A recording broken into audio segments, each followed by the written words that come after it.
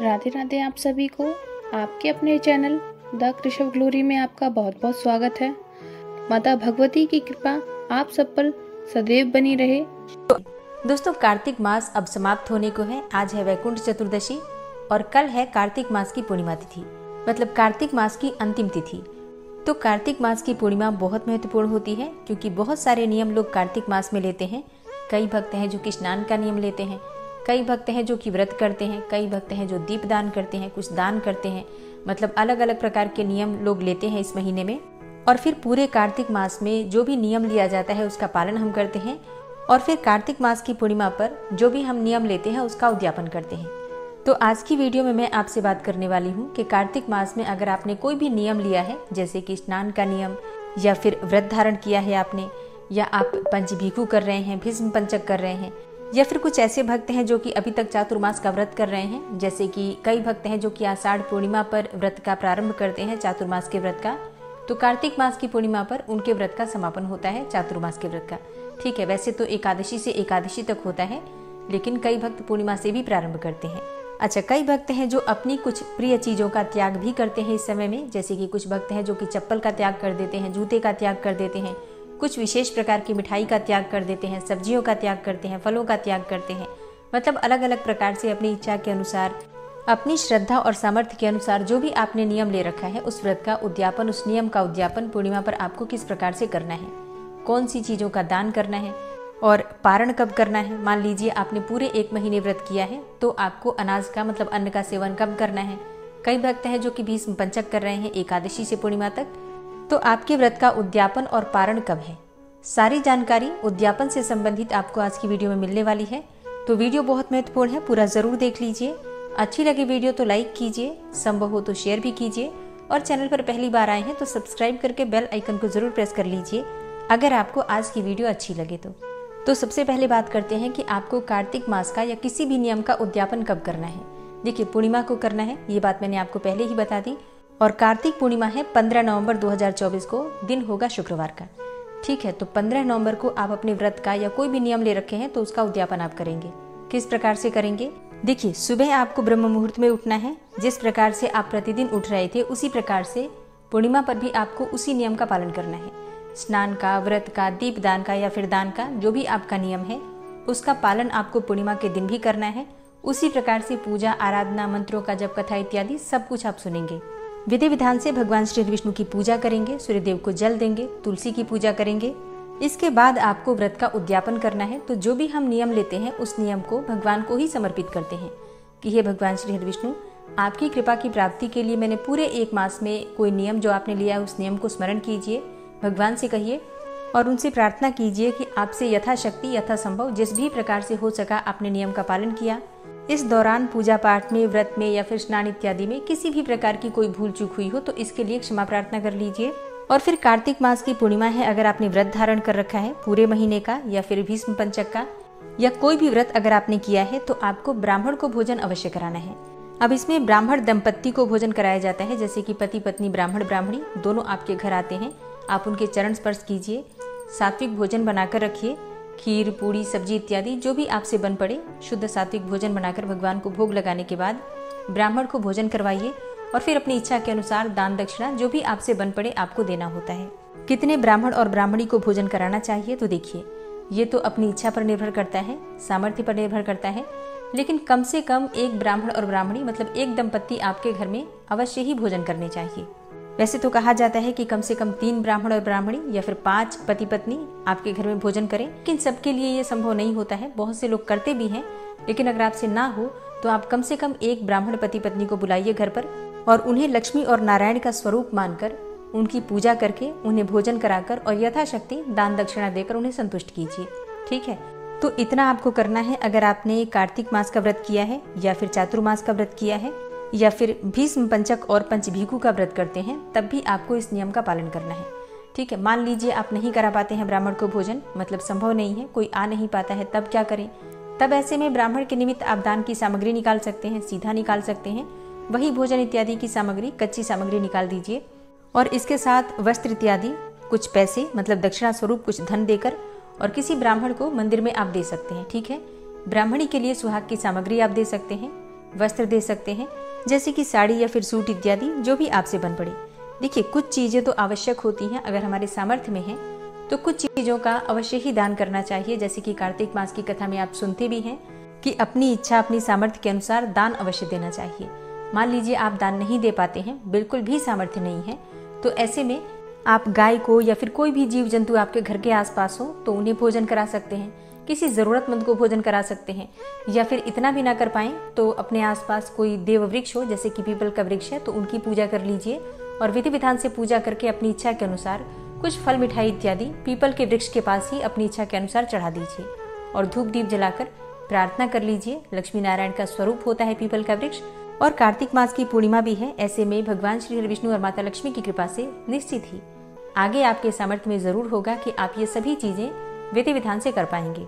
तो ये तो हो गया कार्तिक व्रत या फिर चातुर्मास का व्रत, भीष्म पंचक के व्रत का उद्यापन का विधान। दान, जैसा मैंने आपको बताया, अपनी शक्ति सामर्थ्य के अनुसार जो भी आपसे बन पड़े, वस्त्र, धन इत्यादि जो आप दान करना चाहें। अब बात आती है कि अगर आपने स्नान किया है पूरे कार्तिक मास में और व्रत नहीं किया है, तब क्या दान करें। देखिए, अगर आपने स्नान किया है तो ऐसे में कहा जाता है कि बाल्टी और कोई पात्र जिससे आप स्नान करते हैं, जैसे कि बाल्टी और आप पीतल का लोटा ले सकते हैं या कोई भी धातु का लोटा आप दान कर सकते हैं। मतलब जिस वस्तु से हम स्नान करते हैं उस वस्तु का दान किया जाता है। तो प्लास्टिक की बाल्टी का दान ना करें, छोटी सी ही सही, पर पीतल की बाल्टी या फिर स्टील की बाल्टी आप ले लीजिए, उसी का दान कर दीजिए। ठीक है, धातु का दान करना ज्यादा श्रेष्ठ है। और अब जैसे कि कई भक्त हैं जो कि दीप दान करते हैं पूरे कार्तिक मास में, अगर आपने कोई भी नियम नहीं लिया है, सिर्फ दीप दान भी कर रहे हैं, तो भी आपके लिए इस दिन उद्यापन करना आवश्यक है। क्या दान करेंगे आप आज के दिन? आप दीपक का दान करते हैं। आप चाहे तो कोई धातु का दीपक ले लीजिए, जैसे कि पीतल का दीपक या फिर तांबे का दीपक, चांदी का दीपक, जो भी आपसे बन पड़े।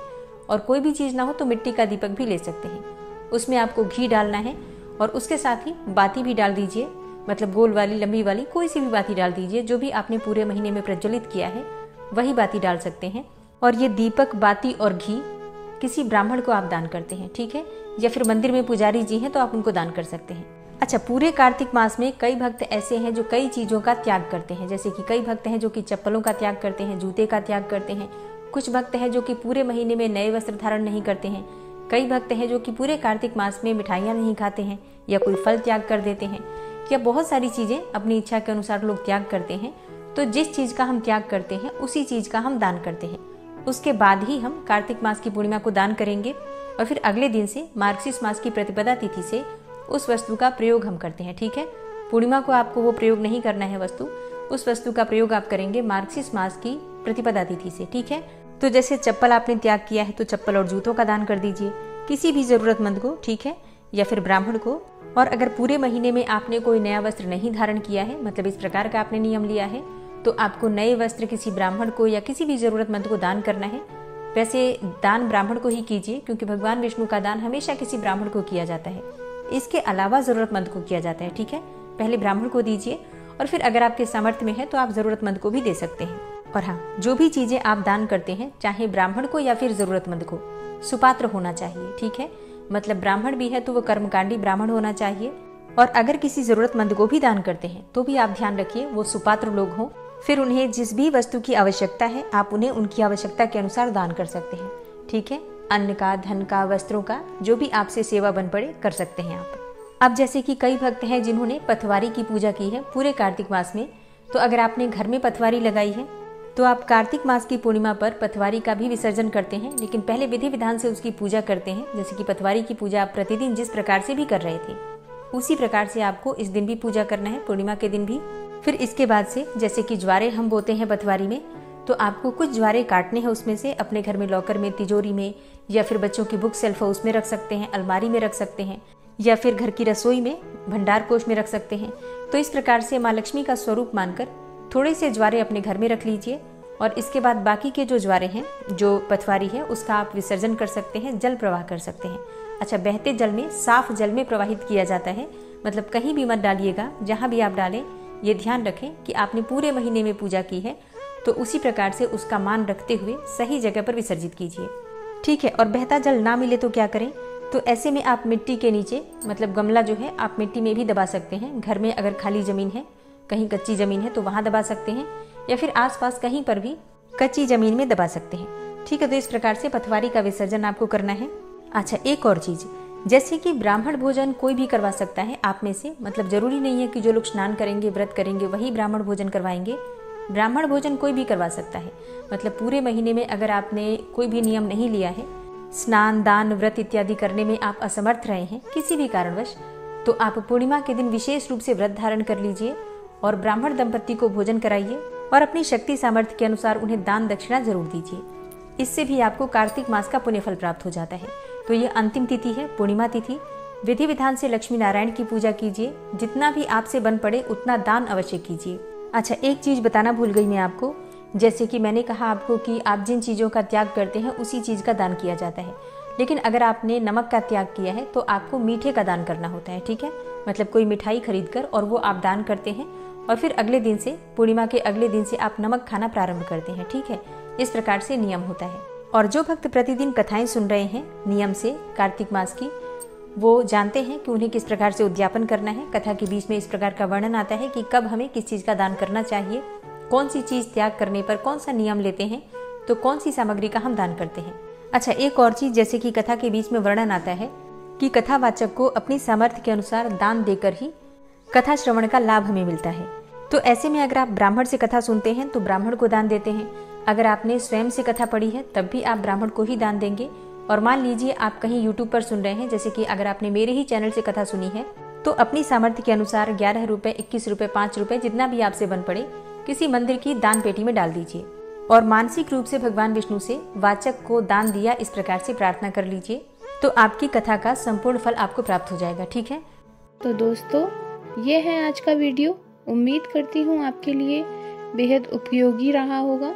अगर वीडियो पसंद आई हो तो लाइक कीजिए, अगर संभव हो तो शेयर कर दीजिएगा और अधिक से अधिक जानकारी के लिए चैनल को सब्सक्राइब करके बेल आइकन को प्रेस करना ना भूलें। मिलते हैं नेक्स्ट वीडियो में, तब तक के लिए जय श्री कृष्ण, जय श्री राधे।